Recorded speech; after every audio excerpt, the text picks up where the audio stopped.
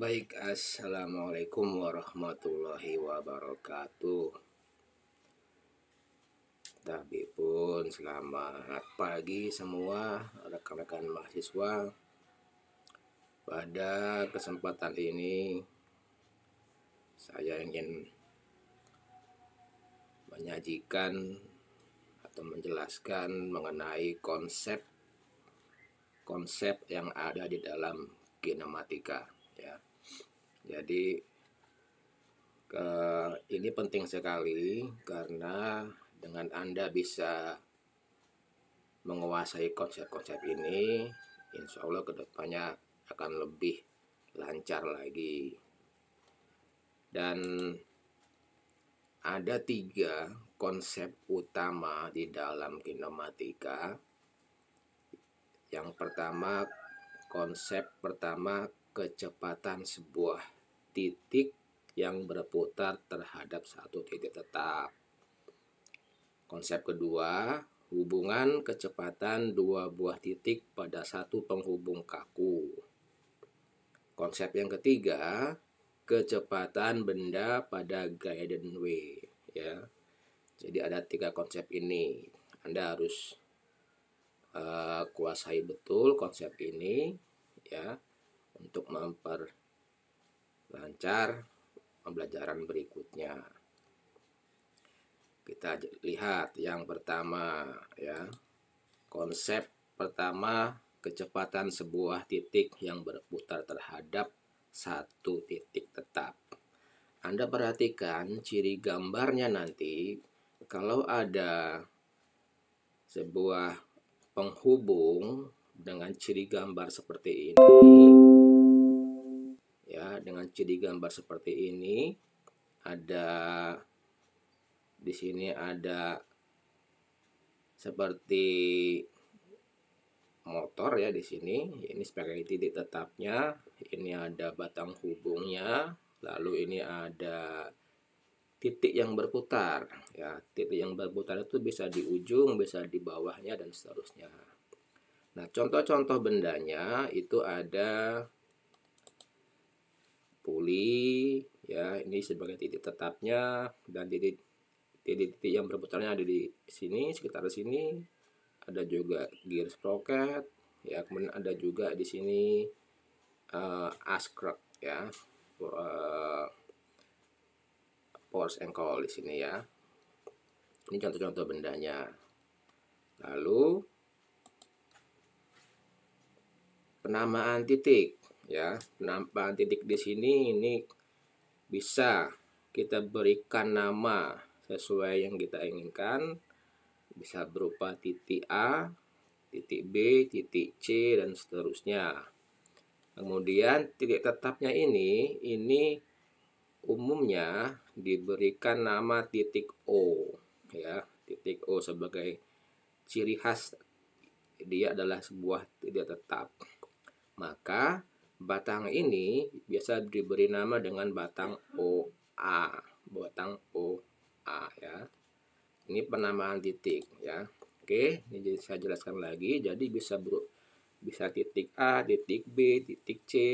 Maka kalau itu titik A, maka kita mencari VA, maka kita mencari kecepatan titik A.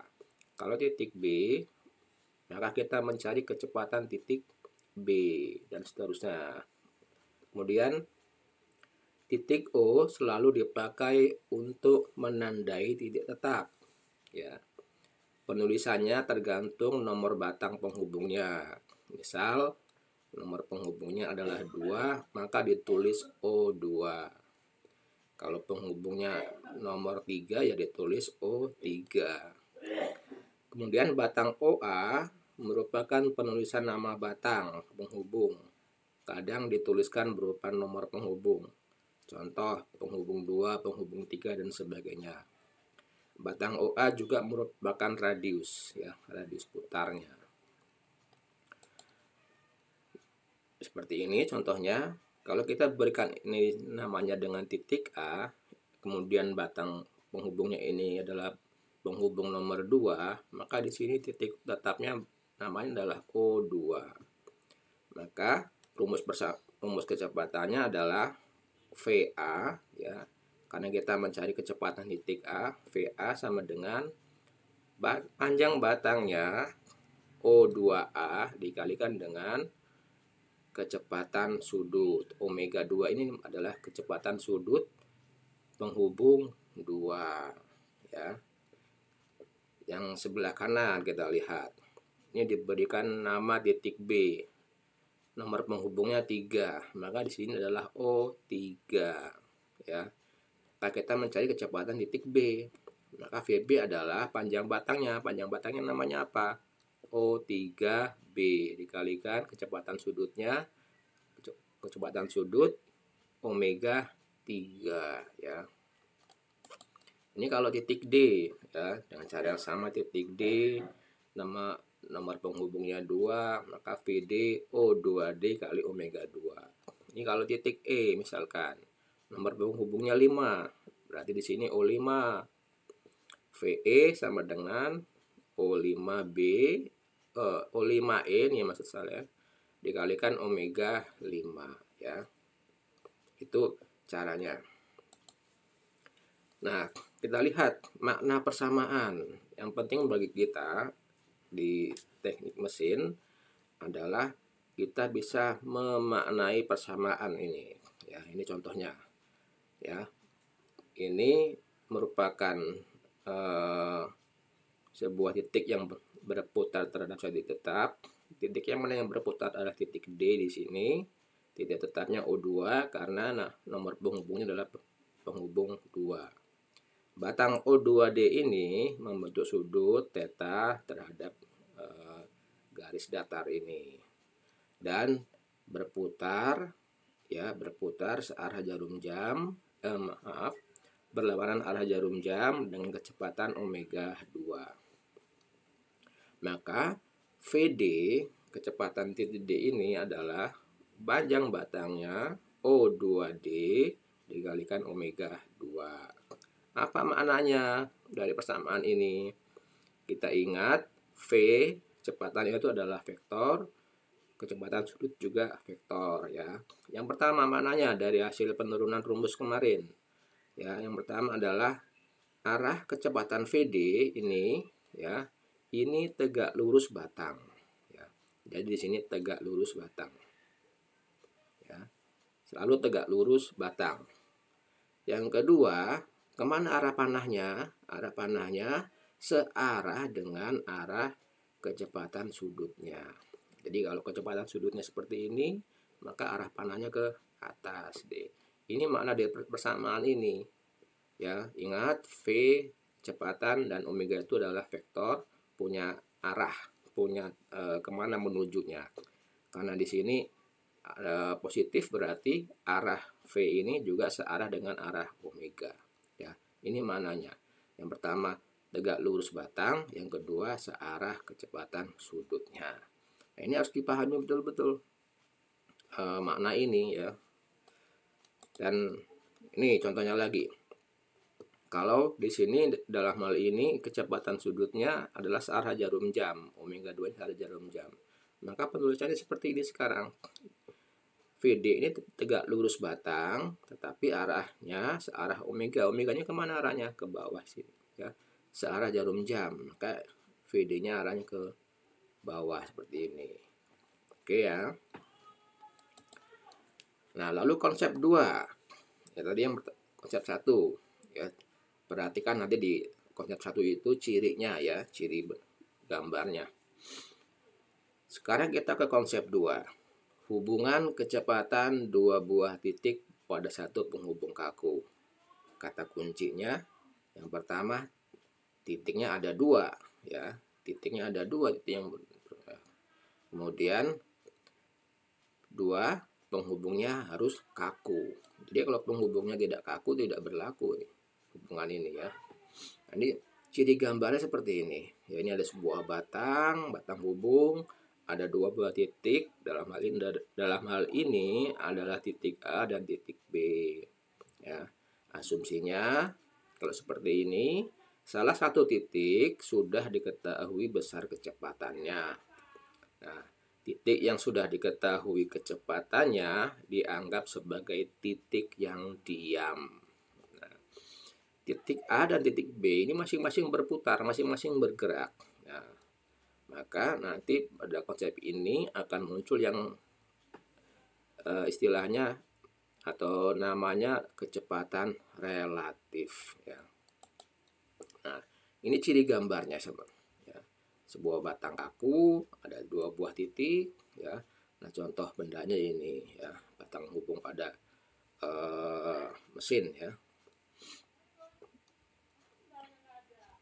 Lalu penomoran batang sama dengan yang konsep 1, penomoran batang tergantung kondisinya, ada batang 3, ya, batang 4, batang 7, ya. Nah, ini batang 3 dengan arah omeganya CW, ya, clockwise, arah jarum jam, ya. Kemudian omega 4 ini berputar melawan arah jarum jam atau CCW, counter clockwise. Batang 7, omega 7-nya ini searah jarum jam, ya, searah jarum jam.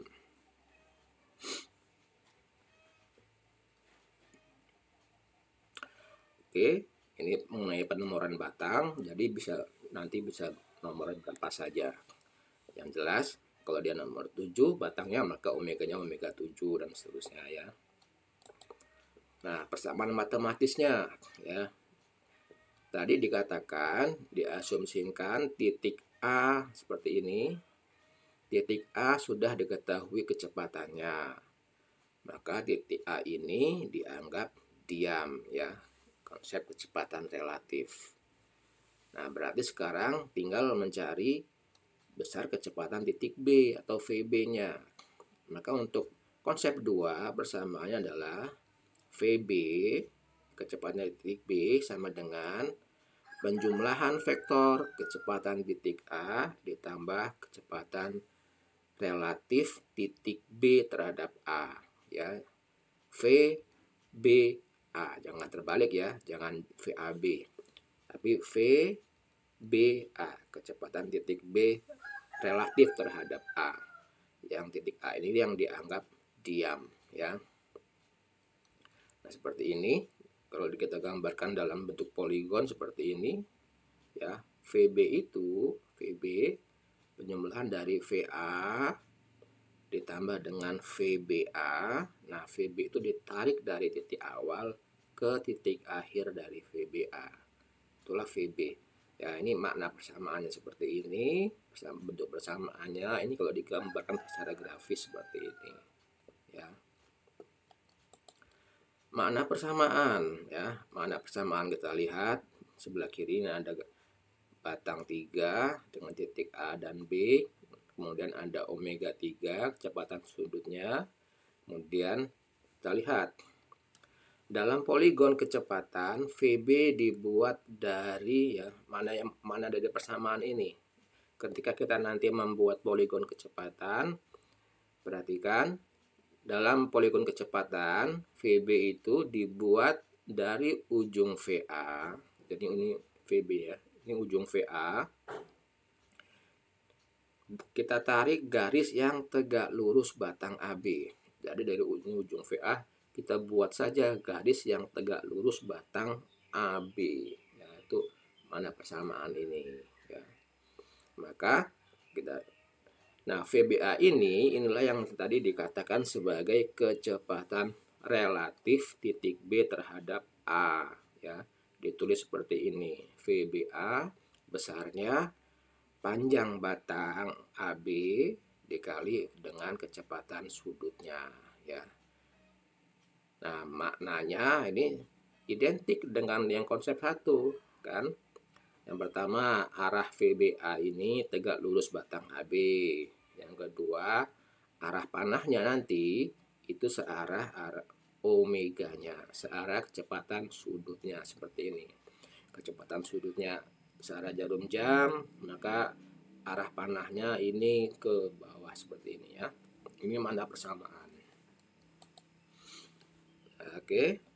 Ini kalau arah kecepatan sudutnya berlawanan arah jarum jam atau CCW, counter clockwise, maka arah panahnya ini dari VBA ini adalah ke atas seperti ini. Ini bentuknya ya. Nah, konsep 3. Konsep 3 itu kecepatan benda pada guidance way ya. Nanti ciri gambar seperti ini ya. Bentuk gambar seperti ini. Ada yang diarsir, 2 buah permukaan yang diarsir ya. Kemudian ada di sini penggambaran dari komponennya, dari batang hubungnya ya. Ini ada titik di sini, kemudian ada nomor penghubung ya. Ini nomor penghubung. Nomor penghubung bisa 4, bisa berapa saja ya. Titik juga bisa titik B, bisa titik berapa saja, bisa titik apa saja ya. Nah, contoh bendanya seperti ini nih. Contohnya ini pada katakan hidrolik, sistem hidrolik ya. Sistem hidrolik, di sini ada piston. Nah, silindernya ini, silinder hidrolik ini, inilah sebagai guidance way-nya ya. Maka lintasan atau kecepatan dari gerak piston ini yang sesuai dengan posisi silindernya. Kalau posisi ini juga contoh yang lain ya, sama itu juga. Pada mesin juga sama ya, ada piston, kemudian ada silinder blok ya, seperti itu. Nah, perhatikan konsep 3, arah gerak dan lintasan dari batang hubung. Ini arah gerak dan lintasan mengikuti posisi silindernya ya. Dalam hal ini contohnya ini posisi silinder horizontal, maka arah gerak dan lintasnya seperti ini, dia hanya bolak-balik saja ya, bolak-balik. Kalau posisi silindernya vertikal seperti ini, ya gerakannya vertikal, bolak-balik saja ya. Ini kalau posisi silindernya menyudut, membentuk sudut seperti ini, ya ada gerak dasarnya mengikuti posisi silindernya ya, seperti ini ya. Nah, itu konsep 3. Jadi ya, sudah saya sampaikan di sini. Konsep 1 tadi ciri gambarnya Anda perhatikan. Konsep 2 batang hubung kaku, dan konsep 3 ada guidance way-nya ya. Nah, lalu saya perlu sampaikan di sini juga, karena nanti kita akan membuat poligon, ada terminologi atau istilah-istilah yang sering muncul pada pembuatan poligon. Yang pertama itu adalah titik awal poligon ya. Titik awal poligon itu sering ya dibuat dengan simbol huruf O, dan ini ada indeksnya. Nah, indeks ini nanti tergantung kita sedang membuat poligon apa. Kalau poligon kecepatan, maka ini adalah OV ya. Titik awal dikasih dengan O, kemudian jenis poligonnya apa ya. Nah, dalam pembuatan poligon kecepatan, sebuah titik yang dinamakan titik awal ya. Titik awal ini merupakan titik dimulainya pembuatan poligon kecepatan ya. Kalau ibarat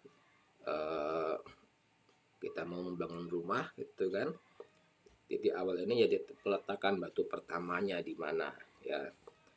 Nah, penentuan posisi titik awal ini sangat penting. Mengapa? Karena terkait dengan efektivitas waktu pembuatan poligon. Karena kita harus bekerja dengan cepat juga membuat poligon seperti ini ya. Nah, titik awal ini sangat menentukan karena nanti akan terhubung atau berkaitan dengan soalnya, seperti itu gambar soal ya.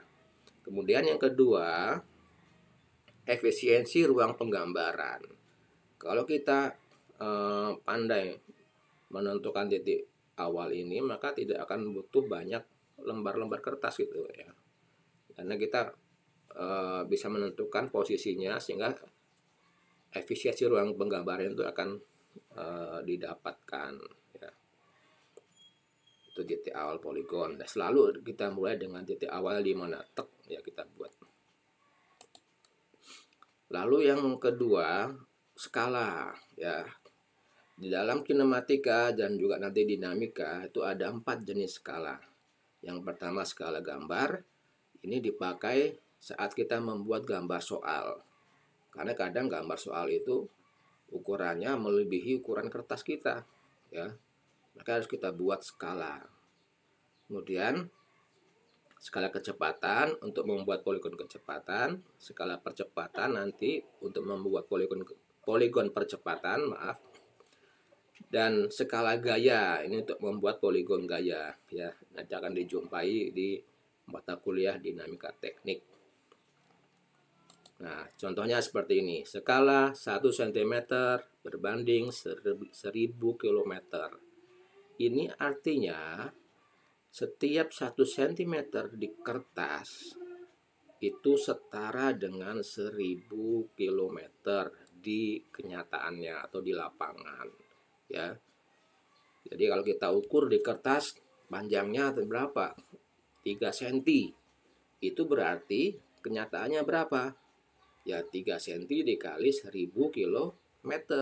Berarti 3000 km ya. Tentang skala ini. Dan dalam setiap membuat atau menyelesaikan persoalan kinematika dan dinamika, skala harus dicantumkan, baik ketika membuat skala gambar maupun ketika kita membuat skala poligon. Apakah poligon kecepatan atau apakah poligon percepatan, harus ada, harus dicantumkan. Nah, selanjutnya adalah seperti ini contohnya ya. Dari kondisi di lapangan, kemudian kita rubah ke dalam sebuah vektor, dari vektor kemudian kita rubah ke dalam bentuk grafis gambar. Contohnya ya, skala 4 cm itu mewakili 324 meter per detik ya. Ini maknanya kita ingin menggambarkan kecepatan sebesar 324 meter per detik dengan vektor ya grafis sepanjang 4 cm. Yaitu seperti contohnya, ini vektor grafis ini panjangnya 4 cm. Ya, ini mewakili 324 meter per detik ya. Seperti itu. Berarti kalau skalanya 4 cm itu setara dengan 324 meter per sekon, maka setiap 1 cm di kertas mewakili 81 meter per detik. Dari mana? 324 dibagi dengan 4 ya, sama dengan 81 meter per detik ya. Maka nanti kalau kita melakukan pengukuran di kertas, di gambar, terdapat kita ukur ternyata panjangnya adalah 7 cm. Berarti berapa kecepatan aslinya? Berarti 7 dikalikan dengan 81 meter per detik ya, seperti itu. Oke, demikian penjelasan mengenai konsep yang ada di kinematika. Ada konsep 1 tadi, ciri gambarnya seperti itu, ada yang berputar terhadap tetap. Ada konsep 2, cirinya ada batang hubung yang kaku. Kemudian yang ketiga itu pada cadence W, tergantung posisi si lindernya dan makna-makna yang terkait dengan ketiga konsep ini. Baik, demikian penjelasan dari saya. Selamat belajar dan practice make perfect ya.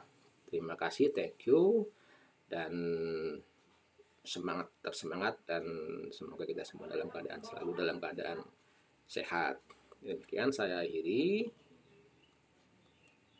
Assalamualaikum warahmatullahi wabarakatuh.